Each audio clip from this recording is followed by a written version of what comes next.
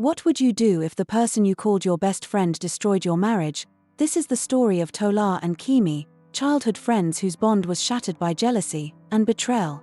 Tola was newly married to her husband Philip and excited to start a new life with him, but everything changed when her friend Kemi visited her. One day, as Tola was checking some of her husband's belongings, she found several packs of condoms stacked in his pockets. Tola was shocked. Is this? Condoms? No, this can't be real. We don't even use these. Tola held the pack of condoms tightly, staring at it in her hands. God, what is this supposed to mean? Who is he using these with? Her voice cracks as tears pool in her eyes. She wipes them away angrily. Is this what he has been doing behind my back? Lying to me? After everything? Her heart raced as a terrible thought crossed her mind. Is he seeing someone else? She decided to confront him. That evening, she drove to his new apartment, her hands trembling on the steering wheel. When she arrived, she knocked on the door, her heart pounding. The door opened, and to her shock, it wasn't Philip who stood there, it was Kemi, her friend. Kemi? Tola's voice was barely a whisper. What are you doing here? Kemi's eyes widened, but she quickly composed herself. Tola, what a surprise. I came to check on Philip. He's been so stressed lately. Tola's stomach churned. You've been checking on my husband? Before Kemi could respond, Philip appeared behind her, his expression annoyed. What are you doing here, Tola? Tola turned to him, her voice shaking. I came to talk to you, Philip. But why is Kemi here? What's going on? Philip sighed. Kemi has been helping me through this difficult time. She's been a good friend. Tola's eyes darted between them, her mind racing. Helping you? Philip, you moved out of our house to stay here with my best friend. This isn't what you think, Kemi interjected, her tone defensive. Oh, really? Then what is it, Kemi? Tola demanded, her voice rising. Philip stepped forward. Tola, calm down. Kemi has been supportive, unlike you. You've been too busy with your job and your own life to notice how unhappy I've been. Tola's jaw dropped. Unhappy? Philip, I've done everything for you. I've sacrificed so much for this family. And yet it wasn't enough, Philip said coldly. Tola felt like the ground had been pulled out from under her. She turned to Kemi, her eyes brimming with tears. Kemi, how could you? I trusted you. You were my best friend. Kemi crossed her arms, her face unreadable. Maybe you should ask yourself why your husband turned to me in the first place. The words were like a dagger to Tola's heart. She stumbled back, shaking her head. You've been plotting this all along, haven't you? Tola, please leave, Philip said firmly. This conversation is over. Tola looked at him, then at Kemi, and realized she was outnumbered. Without another word, she turned and walked away, her tears blurring her vision. It all began in the small town of Ipatumadu, where the air was always filled with the aroma of fresh palm wine, and the evenings were serenaded by the sound of crickets.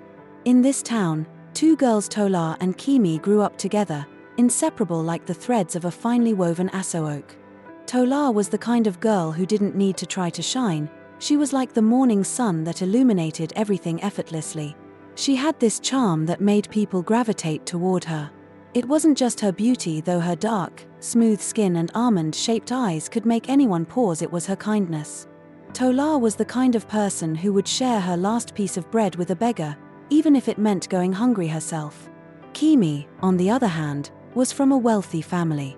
Her father was the chairman of the local council, and her mother owned the biggest fabric store in the market. Kemi was beautiful in her own right, but her beauty was overshadowed by her sharp tongue and quick temper. Yet, despite their differences, Kemi and Tola were the best of friends.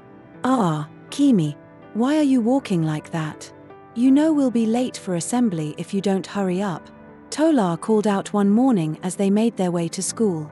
Kemi adjusted her oversized school bag and quickened her pace.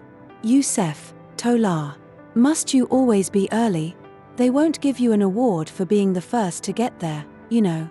Tola laughed. I don't need an award. I just don't want to be flogged by Mr. Ajayi. That man's cane is like fire. The two girls burst into laughter, their voices echoing down the dusty road.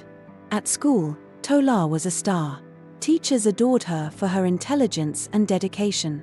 Students admired her for her humility and charm. Boys couldn't get enough of her. Tola, are you going for debate practice after school? Asked Deji, one of the most popular boys in their class, as he leaned casually against the wall of the classroom. Tola nodded, smiling. Yes, Deji. Why do you ask? I just wanted to make sure you're there. You know, the debate team wouldn't be the same without you, he said, flashing a smile that made half the girls in the class swoon. Kemi watched the interaction from her seat at the back of the class. Her eyes narrowed as she clenched her fist. She was tired of being invisible. No one ever noticed her, no matter how hard she tried. It was always Tola this and Tola that. Later that day, as they walked home together, Kemi tried to mask her irritation. Tola, don't you ever get tired of all the attention? Everywhere we go, it's always Tola, Tola, Tola. Tola laughed, oblivious to the bitterness in Kemi's tone. It's not my fault, Kemi. I didn't ask for it. Besides, you're my best friend. Isn't that enough? Kemi forced a smile. Of course, it is. But deep down, she felt a pang of jealousy so sharp it almost took her breath away. The defining moment of their secondary school years came during their final year when the principal announced that the position of head girl would be awarded to the most deserving student. Everyone knew it would be Tola. She was the perfect candidate, smart, responsible, and respected by everyone. When the announcement was made at assembly, the school erupted into cheers. And the head girl for this academic year is Tola Adekun. Tola stepped forward, her face glowing with pride as she received her badge from the principal. The students clapped and cheered, and even the teachers nodded in approval. But in the crowd, Kemi stood still, her hands clenched at her sides. She forced herself to clap, but her heart burned with envy. Why does it always have to be her, she thought. Why does she get everything? That night, as they sat on the steps of Kemi's house, eating roasted corn, Tola couldn't stop talking about her new role. Can you believe it, Kemi? Me, the head girl. I never thought this day would come. Kemi smiled tightly. You deserve it, Tola. You've worked so hard. Tola beamed. Thanks, Kemi. I couldn't have done it without your support. Kemi looked away, unable to hold Tola's gaze. If only Tola knew the storm brewing in her heart. Years passed, and life took them in different directions. Tola went on to study business administration at a prestigious university, while Kemi studied mass communication at a private university her parents could easily afford. Despite the distance, Tola and Kemi still kept in touch, calling each other regularly and meeting up during holidays. It was during one of those calls that Tola shared the news that would change everything. Kemi, you won't believe it. Tola's voice was filled with excitement. What is it? Kemi asked, her heart sinking. She had a feeling she wasn't going to like what she was about to hear. I'm getting married, Tola exclaimed. Kemi froze. Married? To who? His name is Philip. He's the son of the state governor. Can you imagine? Me, a governor's daughter-in-law. Kemi forced a laugh. Wow, Tola, that's amazing. It is, isn't it? You must come for the wedding, Kemi. You'll be my maid of honor. Of course, Kemi said, her voice hollow. After the call, Kemi sat on her bed, staring at her phone. She felt a mixture of disbelief and rage. How is this fair? She muttered. Tola, the poor girl from Ipitumadu, is now marrying into wealth while I'm still single? What's so special about her? Tola's wedding was a grand affair, held at a luxurious event center in Lagos. Tola looked stunning in her white lace gown, her smile brighter than the chandelier overhead. Philip was handsome and charming, and it was clear he adored his new bride. Kemi stood by Tola's side, playing the role of the supportive best friend. But every time she saw Philip gaze lovingly at Tola, her jealousy grew. After the wedding, Tola and Philip moved to the city, where Tola secured a job at a multinational company, thanks to Philip's connections. Meanwhile, Kemi remained in Ipitumadu, feeling trapped and overlooked. One day, As she sat in her room scrolling through social media, she saw a picture of Tola holding her newborn son. The caption read, "God has blessed us with a bouncing baby boy. Meet our little prince, Io." Kemi's heart twisted. She threw her phone across the room, tears streaming down her face. Why is it always her? Why does she get everything? It was in that moment that Kemi made a decision. If life wouldn't give her what she wanted, she would take it by force. And so, the seeds of betrayal were sown. The wind whistled through the quiet streets of Ipetumadu as Kemi sat by her window, staring into the starless night. Her thoughts were a tangled mess of envy, resentment, and bitterness. The sound of her phone ringing snapped her out of her daze. She glanced at the screen. It was Tola. Kemi rolled her eyes but picked up the call. "Hello. Kemi. My sister. How are you?" Tola's voice was as cheerful as ever, the kind of cheerfulness that gave Kemi more reason to be provoked. "I'm fine, Tola. How are you and the baby?" "Oh, we're doing great. Io is growing so fast. You need to come and see him. He looks just like Philip," Tola gushed, her excitement palpable. Kemi forced a smile. "I'm happy to hear that. By the way, Kemi, I need a huge favor," Tola continued. Kemi's ears perked up. "What kind of favor?" "My company is sending me to London for a month. Philip is so busy with work, and I don't want to leave Io with just the nanny. I was hoping you could come to Lagos and stay with them while I'm gone." The request hung in the air like a spark waiting to ignite. Kemi's lips curled into a sly smile. "This is it. This is my chance." "Of course, Tola. I'll do it. You know I'll always be there for you," Kemi said sweetly, masking the malicious intent brewing in her heart. "Oh, thank you, Kemi. I knew I could count on you. I'll send you money for transport," Tola said, her voice filled with relief. After the call ended, Kemi leaned back in her chair, a glint of determination in her eyes. "Tola, my dear friend," she muttered, "you've had your turn. Now it's mine." 2 days later, Kemi arrived in Lagos. The bustling city was a stark contrast to the sleepy town of Ipetumadu. Philip and Tola's home was a sprawling mansion in a highbrow area, the kind of place Kemi had only seen in movies. "Tola, your house is beautiful," Kemi exclaimed as she stepped into the grand living room, her eyes scanning the expensive furniture and sparkling chandeliers. Tola laughed. "It's not my house, it's Philip's. But thank you. I'm glad you like it." Philip walked in, carrying baby Io in his arms. He was tall, with a commanding presence that could fill any room. His tailored suit and confident smile spoke of wealth and power. "Kemi, welcome," he said warmly. "Make yourself at home." "Thank you, Philip," Kemi replied, her voice honeyed. She couldn't help but notice how handsome he was. Over the next few days, Tola prepared for her trip, leaving Kemi to familiarize herself with the house. Kemi played the role of the caring friend, helping Tola pack and spending time with Io.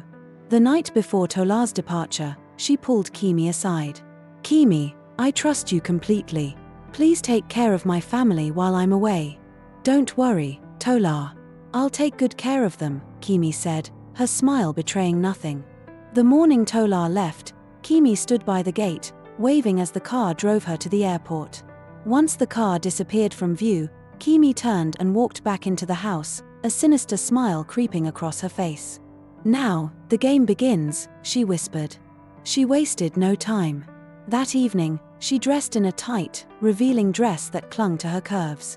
She prepared a sumptuous meal for Philip, adding a powdered substance an herbalist had given to her into Philip's food. As Philip sat at the dining table, eating the food, Kemi watched him closely. She noticed a subtle change in his demeanor. His eyes lingered on her a little longer than usual, and his tone was softer. "Kemi, this soup is amazing," Philip said, his voice laced with warmth. "Thank you, Philip. I'm glad you like it," Kemi replied, her eyes locking with his. Over the next few days, Kemi intensified her efforts.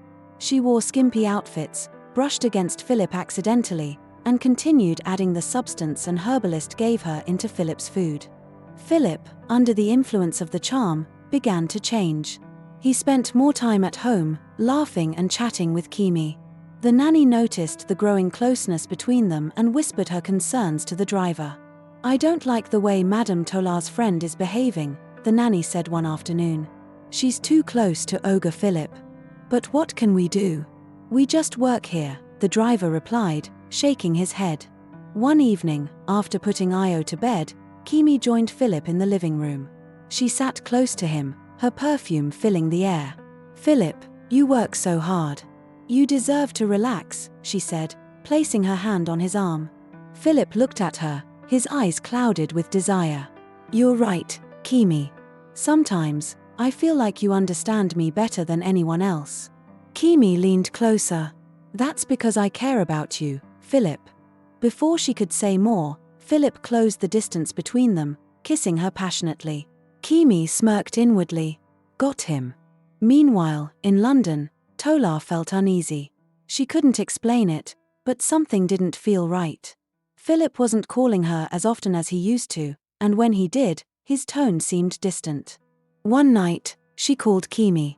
"Kemi, how's everything at home?" "Oh, everything is fine, Tola," Kemi replied cheerfully. "Philip and Io are doing great. You don't have to worry." But Tola wasn't convinced. "Okay. Thank you, Kemi." As the call ended, Tola prayed silently. "Lord, please protect my family." By the time Tola returned home a month later, the damage had been done. Kemi acted like nothing had happened, hugging Tola tightly and thanking her for the gifts she brought back. "Thank you for taking care of my family, Kemi. I really appreciate it," Tola said, her voice filled with gratitude. "It's nothing, Tola. That's what friends are for," Kemi replied with a smile. But beneath the surface, the foundation of Tola's marriage had begun to crumble. Philip was no longer the loving husband she knew. He grew distant, irritable, and cold. "Tola, why is this house always a mess?" he snapped one evening, even though the house was spotless. "Philip, what's wrong? Why are you treating me like this?"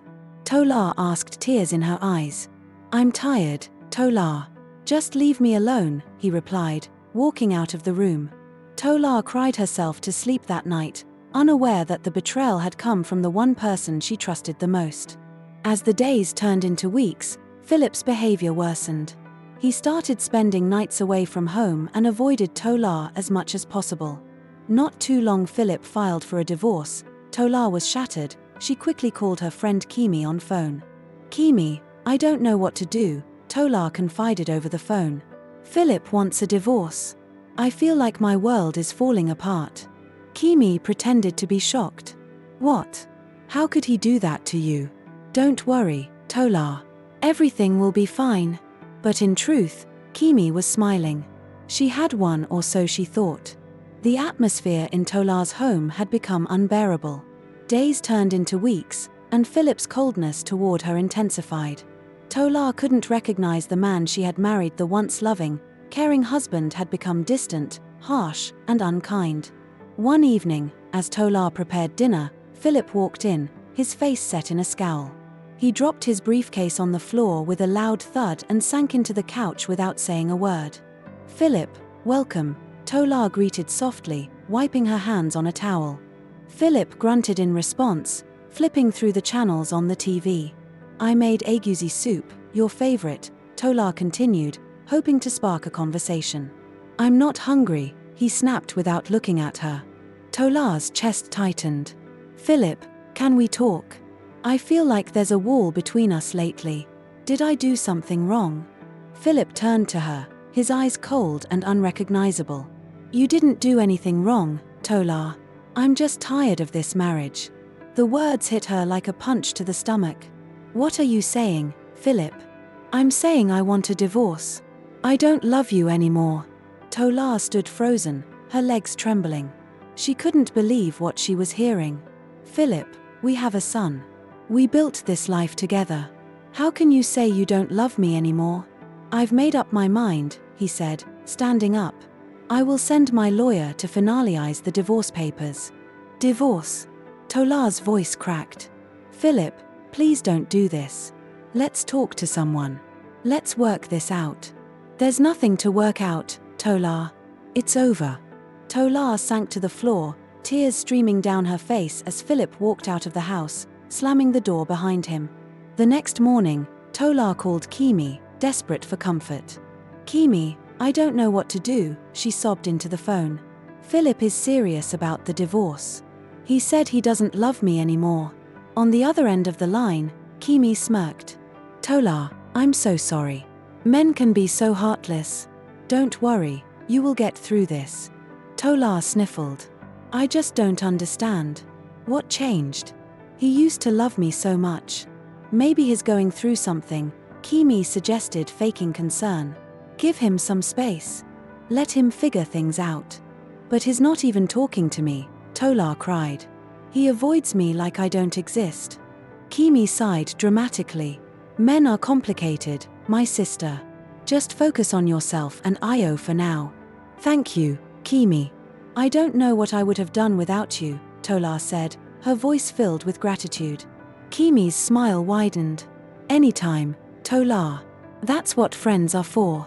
Philip had moved out of the house within a week, renting an apartment on the outskirts of town. Tola was left alone with Io, struggling to make sense of her crumbling life. One day, as Tola was checking some of her husband's belongings, she found several packs of condoms stacked in his pockets. Tola was shocked. What is this? Condoms? No, this can't be real. We don't even use these." Tola held the pack of condoms tightly, staring at it in her hands. "God, what is this supposed to mean? Who is he using these with?" Her voice cracks as tears pool in her eyes. She wipes them away angrily. "Is this what he has been doing behind my back? Lying to me? After everything?" Her heart raced as a terrible thought crossed her mind. Is he seeing someone else? She decided to confront him. That evening, she drove to his new apartment, her hands trembling on the steering wheel. When she arrived, she knocked on the door, her heart pounding. The door opened, and to her shock, it wasn't Philip who stood there, it was Kemi. "Kemi?" Tola's voice was barely a whisper. "What are you doing here?" Kemi's eyes widened, but she quickly composed herself. "Tola, what a surprise. I came to check on Philip. He's been so stressed lately." Tola's stomach churned. "You've been checking on my husband?" Before Kemi could respond, Philip appeared behind her, his expression annoyed. "What are you doing here, Tola?" Tola turned to him, her voice shaking. "I came to talk to you, Philip." "But why is Kemi here? What's going on?" Philip sighed. "Kemi has been helping me through this difficult time. She's been a good friend." Tola's eyes darted between them, her mind racing. "Helping you?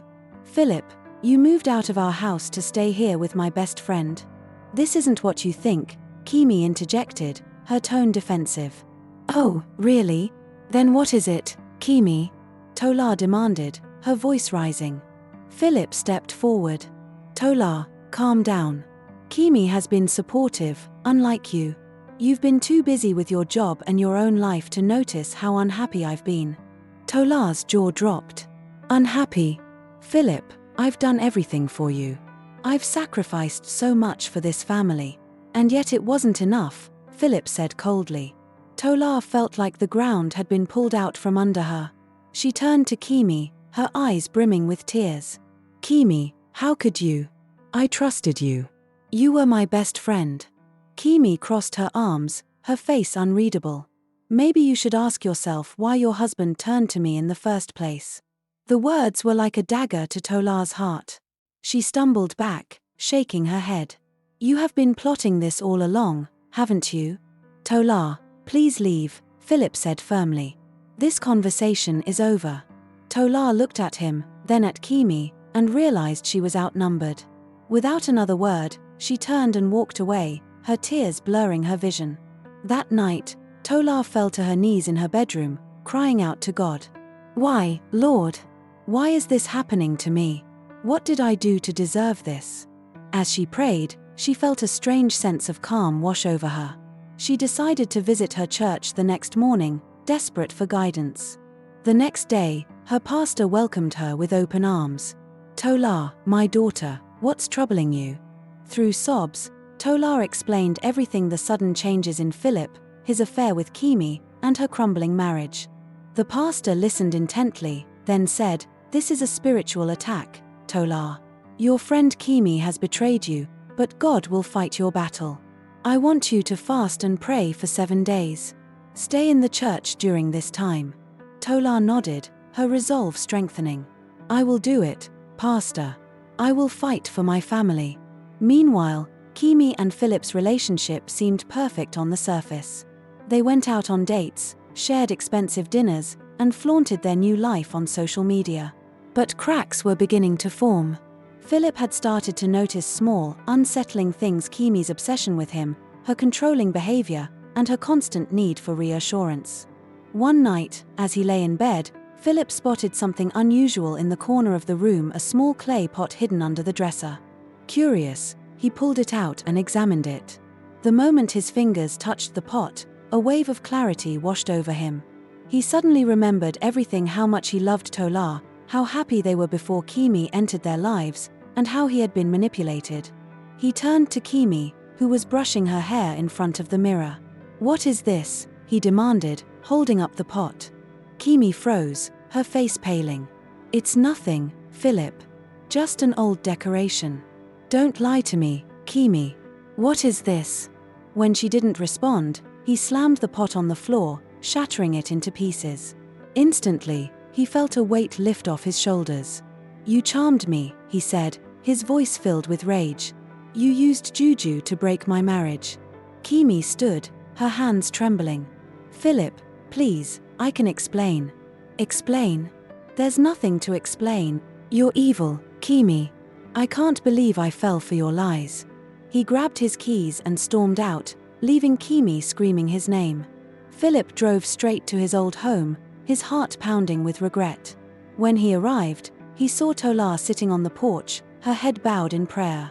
"Tola," he called out, his voice cracking. She looked up, her eyes wide with shock. "Philip, what are you doing here?"